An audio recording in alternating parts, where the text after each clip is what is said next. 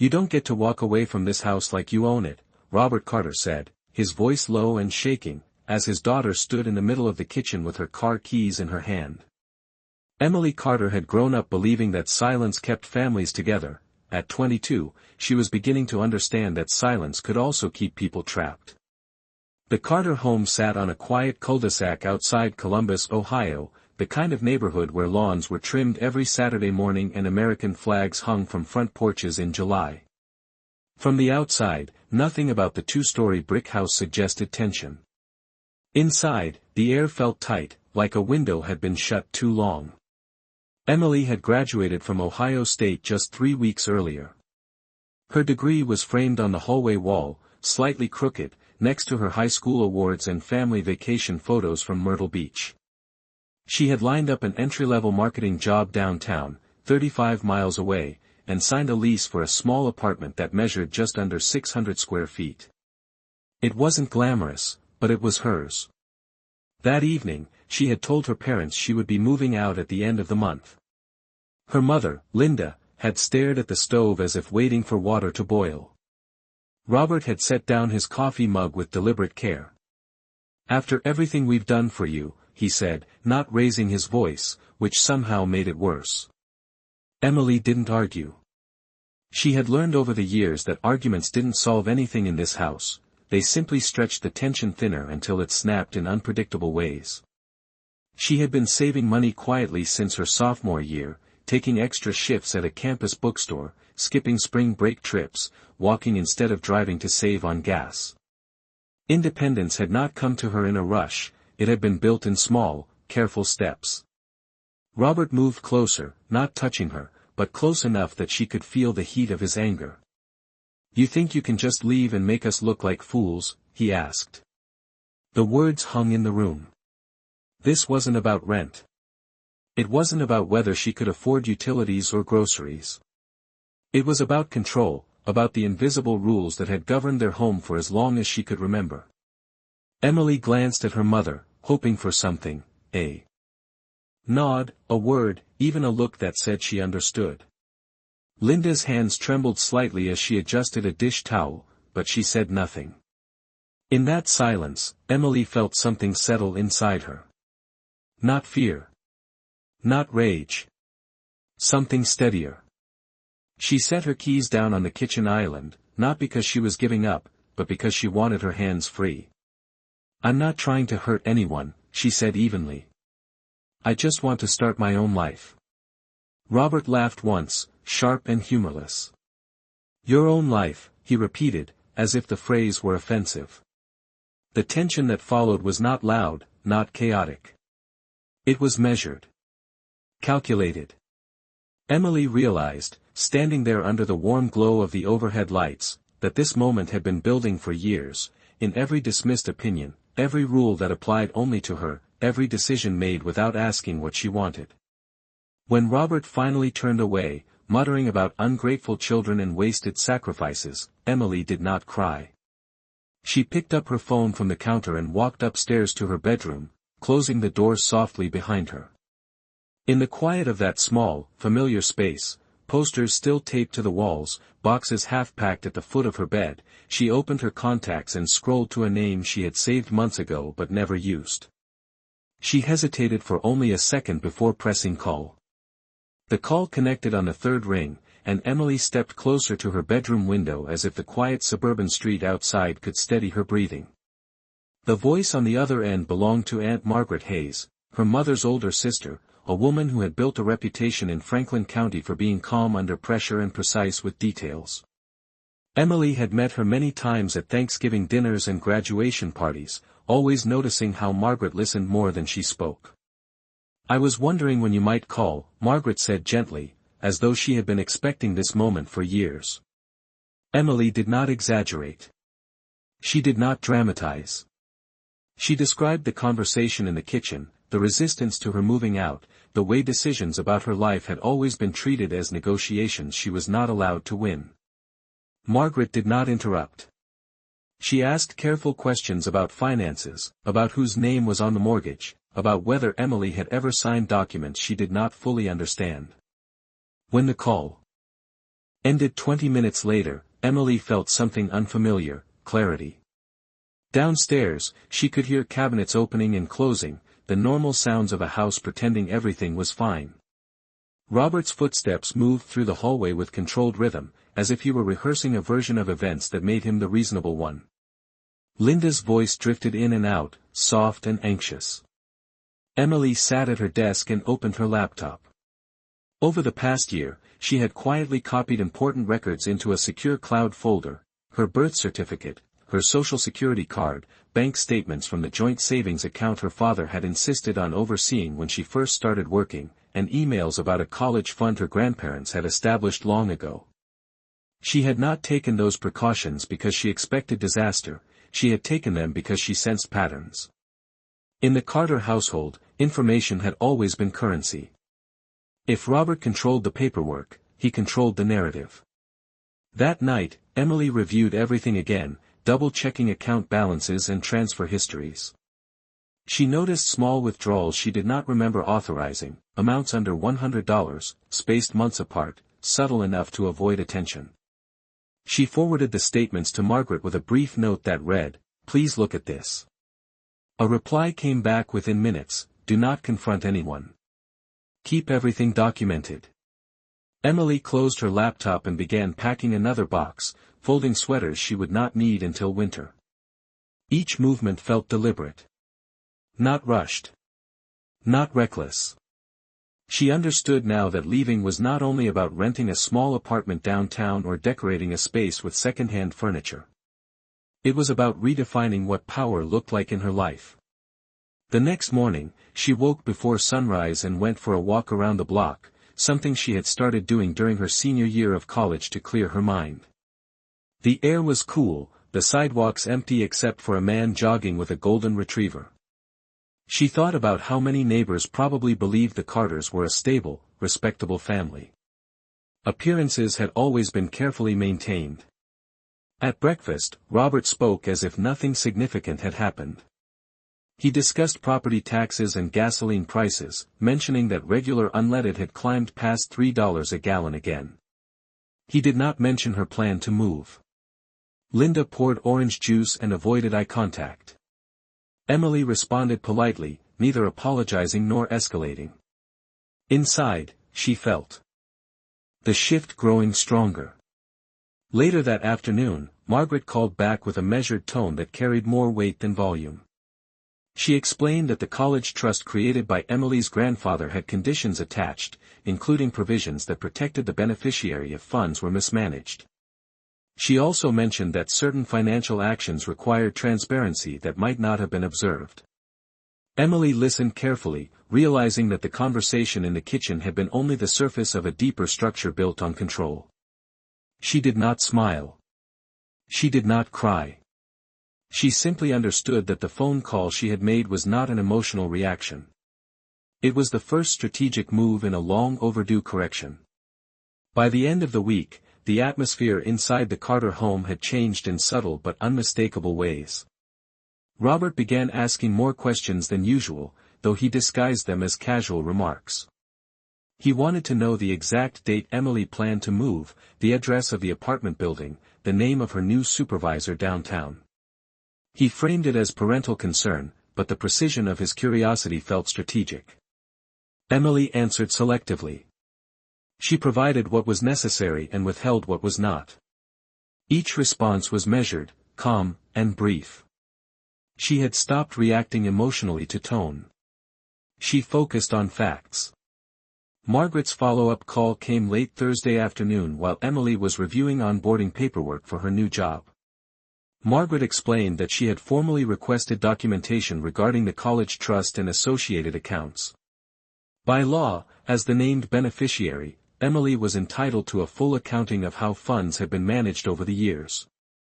Margaret's voice remained steady as she described what transparency actually meant in legal terms. It meant paper trails. It meant timestamps. It meant signatures that could not be explained away by vague memory. Emily felt a quiet shift inside her chest, not excitement, not anxiety, but confirmation. Downstairs, she could hear her father on a phone call of his own.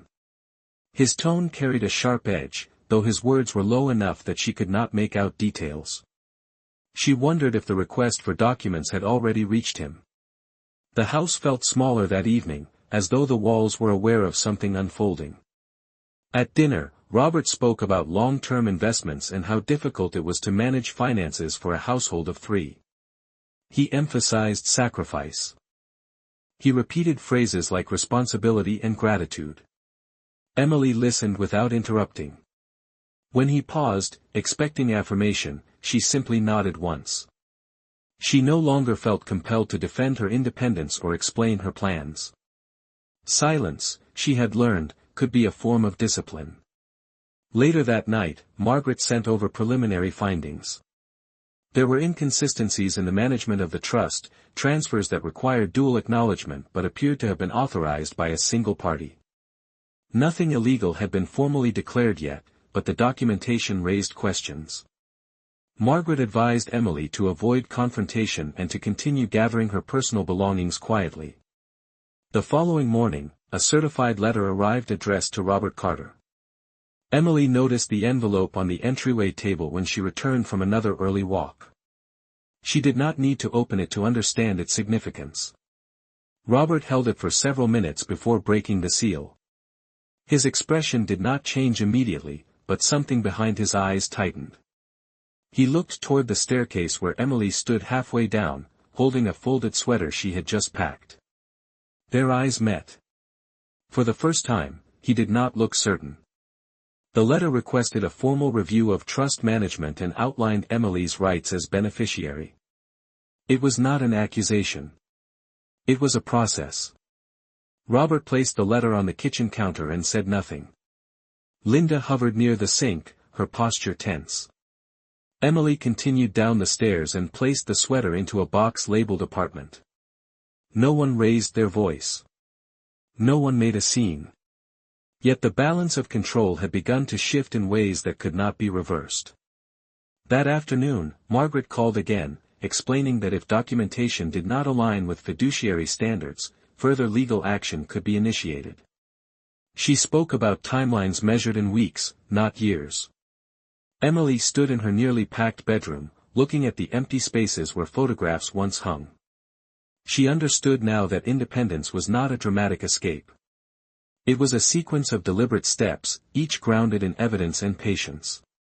When Robert finally approached her that evening, his tone had softened, but the authority he once carried seemed diluted. He asked if they could discuss the matter privately. Emily agreed, but she brought her phone with her, placing it face down on the kitchen table as a reminder to herself that conversations no longer existed without accountability. The house remained quiet, but the quiet no longer belonged to him. Robert did not begin the conversation with anger this time. He began with a version of concern that sounded rehearsed. He sat at the kitchen table, hands folded, the certified letter resting beside him like an object that had shifted the gravity of the room. Emily took the seat across from him, her posture straight, her phone placed face down within reach.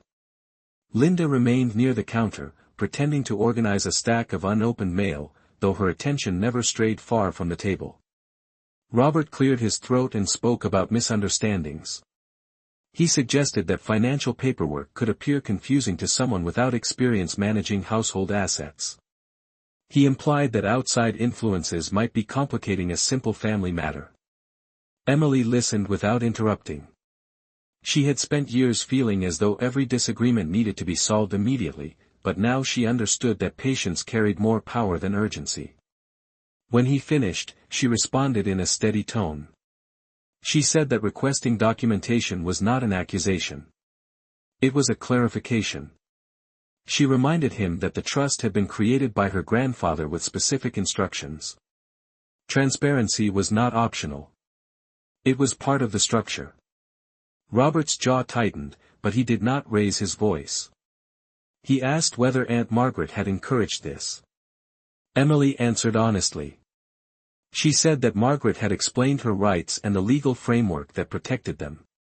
She did not apologize for seeking information. The word right seemed to echo in the quiet kitchen. For years, the unspoken rule in the Carter household had been simple: Robert decided, and everyone else adjusted. Now the pattern was breaking. Later that afternoon, an email arrived from the financial institution managing the trust. It confirmed receipt of a formal inquiry and outlined the next steps in the review process. Copies were sent to all relevant parties. Robert read the message twice. The shift was no longer subtle. What had once been contained within family walls now involved documented procedures and third-party oversight. That evening, Linda approached Emily privately in the hallway. Her voice was soft, almost fragile. She asked whether this could all be resolved quietly. Emily looked at her mother with a calm she did not have a year ago. She explained that quiet had never truly protected anyone. Quiet had only delayed accountability. Linda's eyes filled with uncertainty, but she did not argue. The next morning, Robert made several phone calls from his home office. His tone carried a trace of urgency that had not been present before. Emily could hear fragments of conversation about statements, timelines, and authorizations. She did not stand outside the door to listen. She did not need to. The process was already in motion. She spent the afternoon finalizing her lease agreement and scheduling the transfer of utilities to her new address. The apartment complex required a security deposit equal to 1 month of rent, and she paid it online without hesitation. For the first time, her financial decisions did not require approval or explanation. As the days passed, Robert's attempts to regain control became more refined. He offered to help her move. He suggested covering part of her rent for the first few months. He framed these gestures as support, but Emily recognized them as leverage. She declined politely. Independence, she understood, could not be partial. It had to be complete. On Sunday evening, another certified envelope arrived, this time outlining a scheduled audit of the trust management. The language was formal and precise. It did not accuse. It did not threaten. It simply stated that records would be reviewed to ensure compliance with fiduciary responsibility. Robert held the envelope in silence. Emily watched from the doorway, her expression composed. She no longer felt like a child asking permission to leave. She felt like a beneficiary asserting a right that had always belonged to her. The house remained standing, the lawn still neatly trimmed, the neighbors unaware of the internal shift. But inside those walls, authority had begun to detach from habit and attach itself to documentation. And documentation did not respond to intimidation. The audit date was set for the following Wednesday, and the days leading up to it unfolded with a tension that did not need raised voices to be felt. Robert moved through the house with measured restraint, spending long hours in his home office with the door closed, stacks of folders arranged across his desk.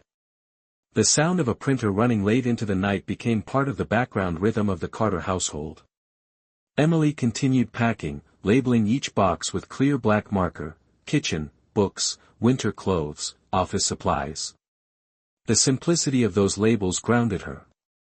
They represented movement, not conflict. On Monday morning, Margaret called with an update.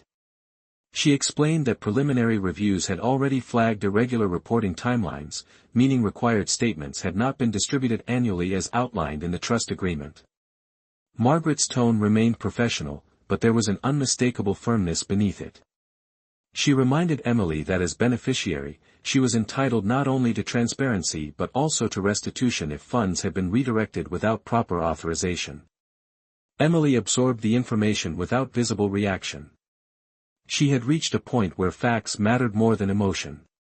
Downstairs, Linda asked whether Emily would still be coming to Sunday dinner once she moved into her apartment. The question carried layers of uncertainty. Emily answered that she would come when invited, as long as invitations were not conditional. Linda nodded, as if trying to memorize that answer.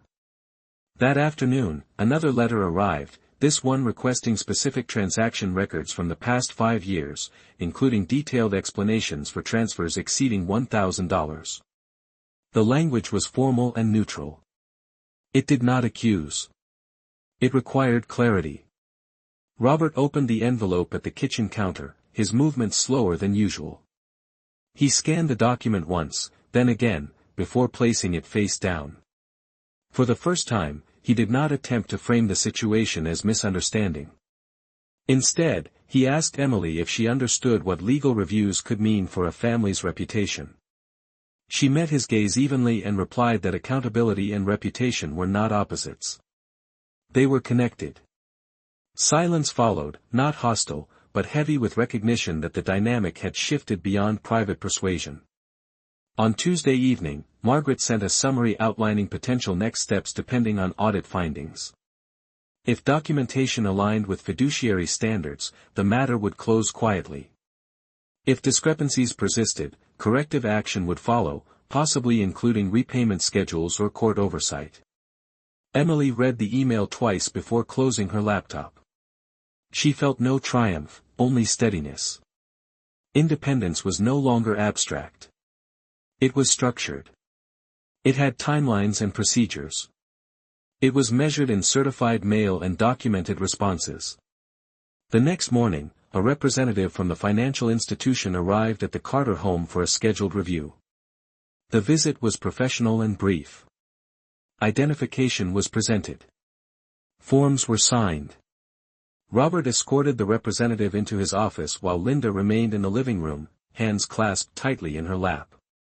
Emily stayed upstairs, continuing to sort through her closet. She did not need to witness the audit to understand its significance. For years, authority in that house had relied on assumption. Now it relied on paperwork. Hours later, when the representative left, Robert's expression was controlled but altered. He did not speak immediately. Instead, he retreated to his office and closed the door. That evening, Margaret called once more. She confirmed that certain transactions would require formal explanation and that temporary restrictions had been placed on the trust account until review was complete. It was not a punishment. It was procedure. Emily looked around her nearly empty bedroom, sunlight stretching across the hardwood floor. She realized that the call she had made days earlier had not destroyed anything. It had illuminated what was already unstable. As she sealed the final box with packing tape, the sound echoed in the quiet room, crisp and definitive.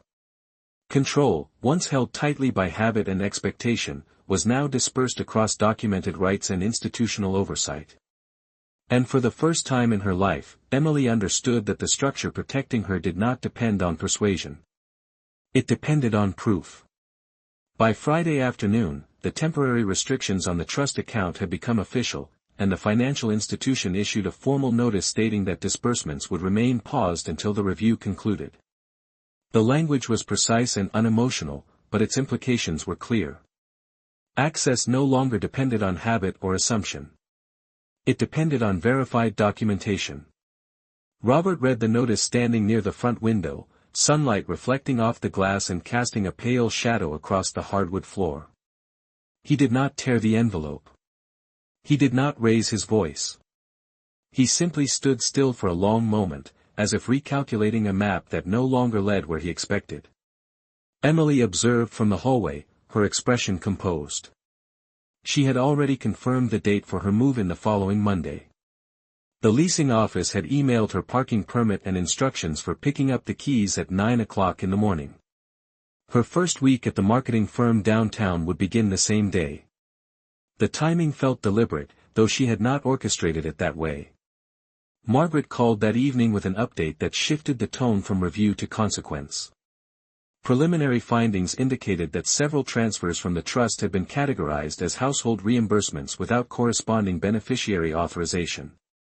Under fiduciary guidelines, that discrepancy required formal reconciliation. Margaret explained that reconciliation could involve repayment or restructuring oversight responsibilities. She did not dramatize the outcome. She stated facts. Emily thanked her and ended the call without visible reaction. Downstairs, Linda prepared dinner with unusual care, setting the table with matching placemats instead of the usual stack of folded paper towels. The attempt at normalcy felt fragile. During the meal, Robert spoke about practical matters. He asked whether Emily had secured renter's insurance for her apartment. He mentioned traffic patterns on Interstate 71 during morning rush hour, advising her to leave at least 45 minutes early. His tone was steady, almost instructional, but it lacked the authority it once carried. Emily responded politely, confirming that she had already purchased insurance coverage and mapped her commute. Each answer reinforced a new reality: she no longer relied on him for direction. Later that night, another email arrived from the institution overseeing the trust. It confirmed that a formal compliance review would continue for up to 60 days and that interim oversight would be assigned to an independent administrator. The message included a reference number and contact information for further inquiries. Robert read it alone in his office. When he emerged, his expression was controlled but altered. He asked Emily if they could speak briefly. She agreed and joined him at the kitchen table, the same place where tension had first surfaced weeks earlier. This time, his voice did not carry accusation. It carried acknowledgement.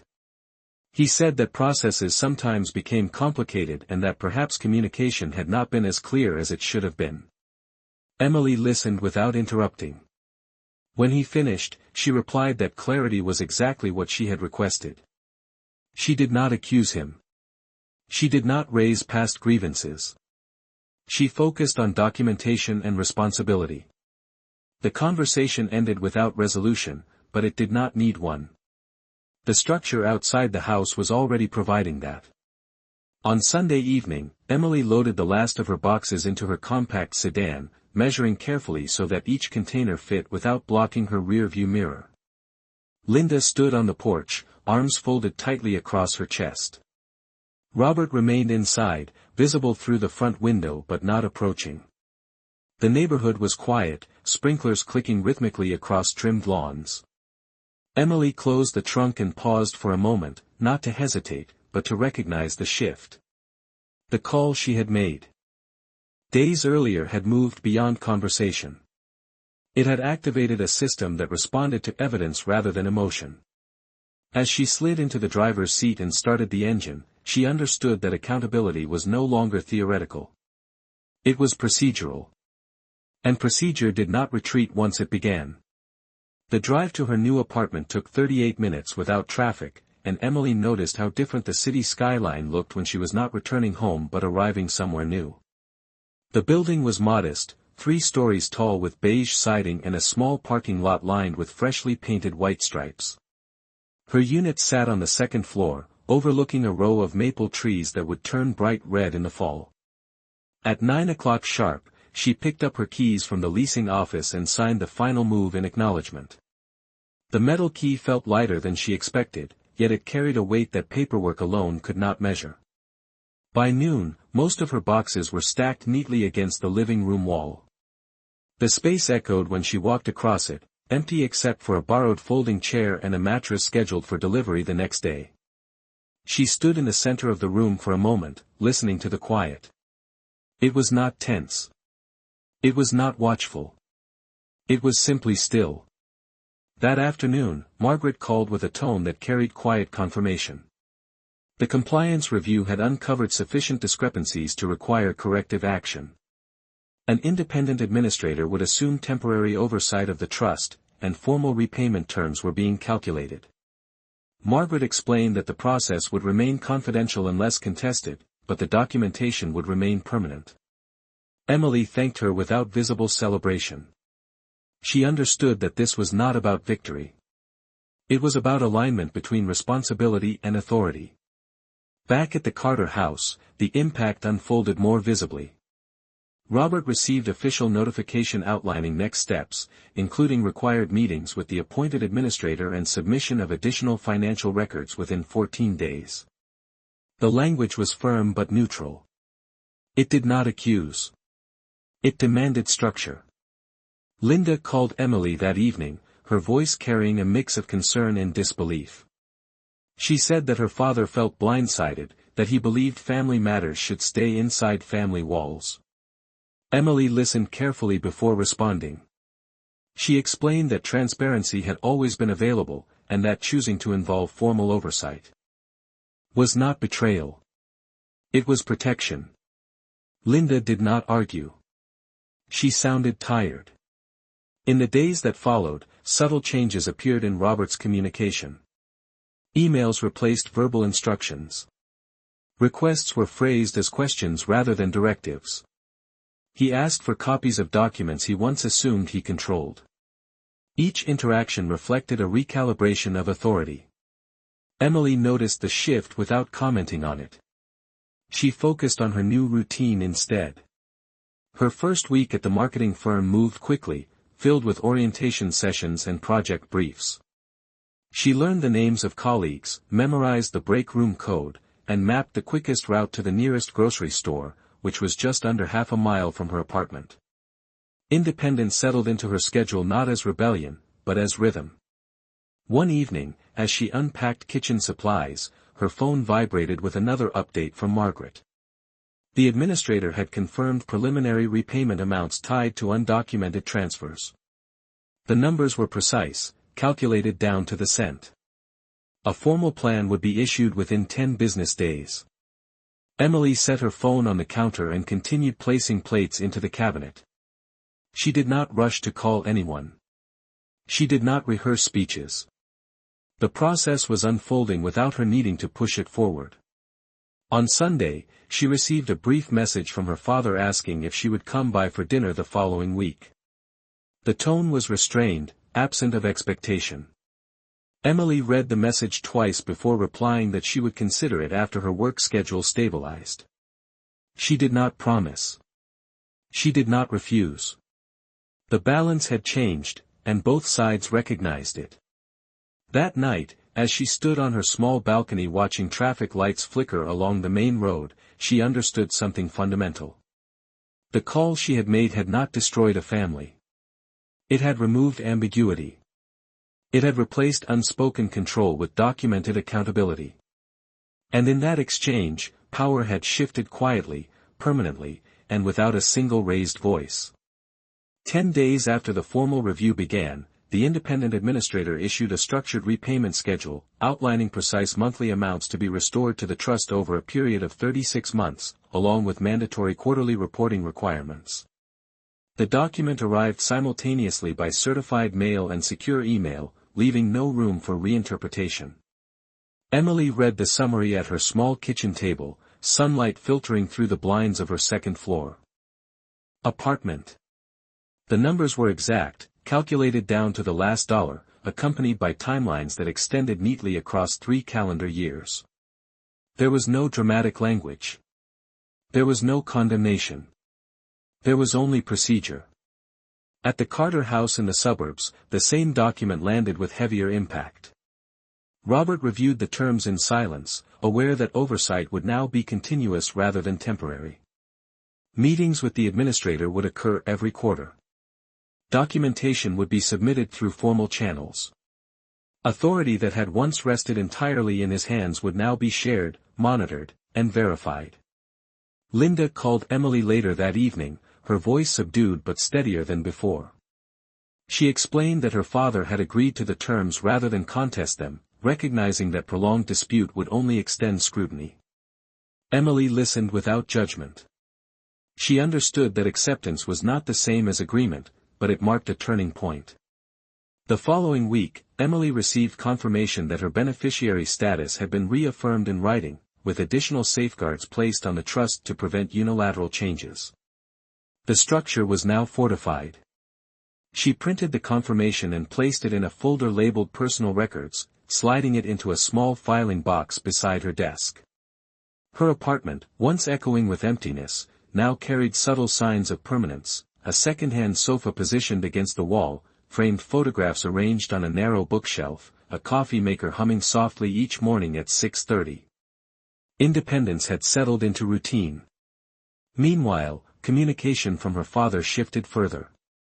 His messages were concise and factual, often referencing scheduled compliance meetings or requested signatures for updated disclosures. The tone was no longer commanding. It was procedural. When he asked if she would attend a family dinner to discuss practical matters related to the trust, she responded that she preferred all financial discussions to remain within documented channels. The reply was brief. It did not invite debate. On a quiet Saturday afternoon, Margaret visited Emily's apartment for the first time. She surveyed the modest space with a small nod of approval and sat at the kitchen table reviewing the latest documentation. Margaret explained that oversight did not signal destruction. It signaled correction.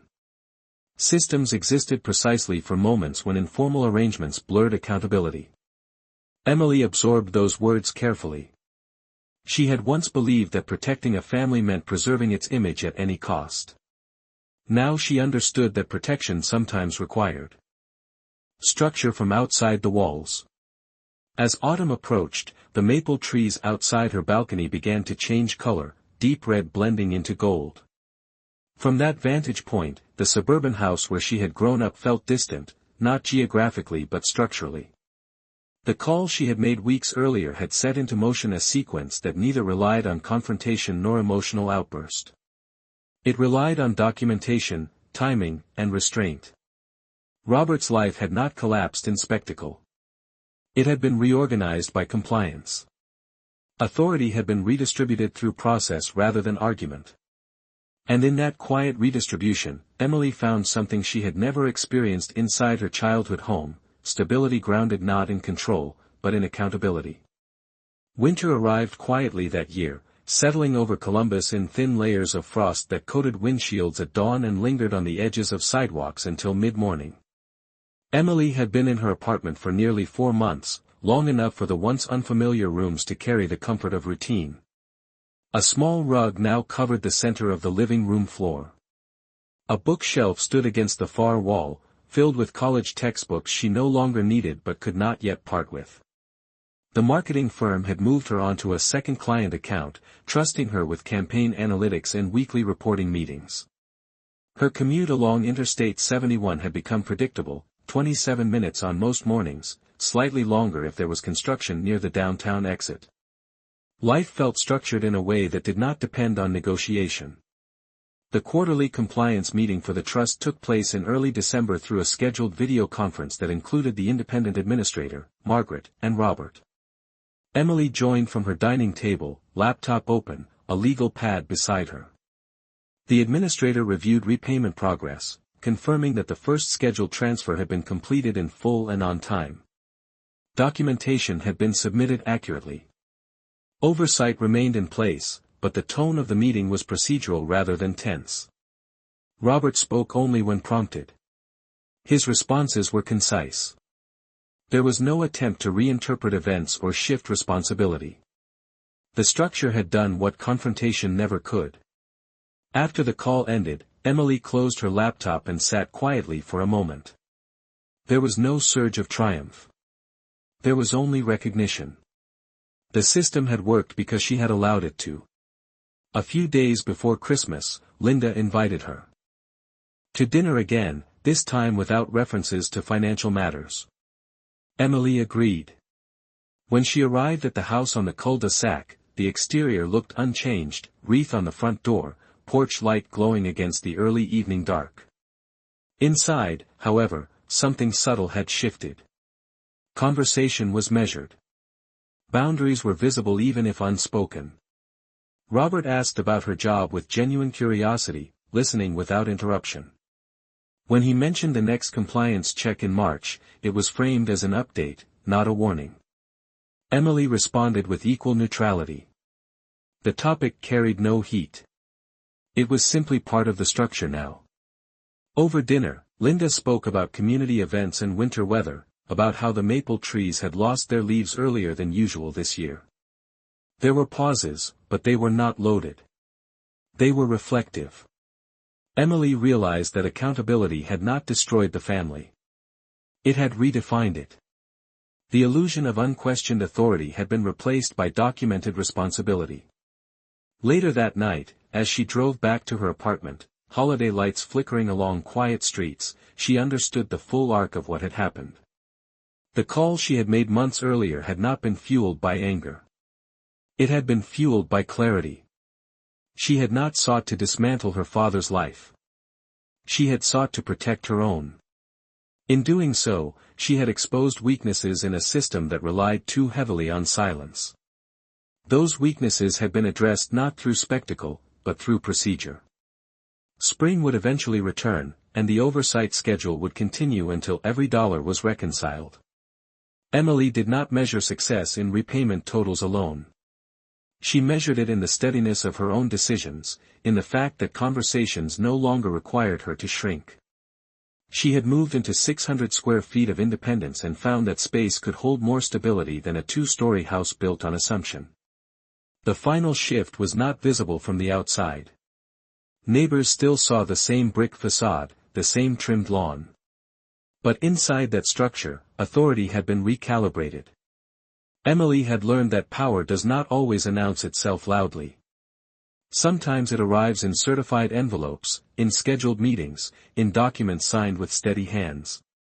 And once that kind of power takes root, it does not need to raise its voice to be heard.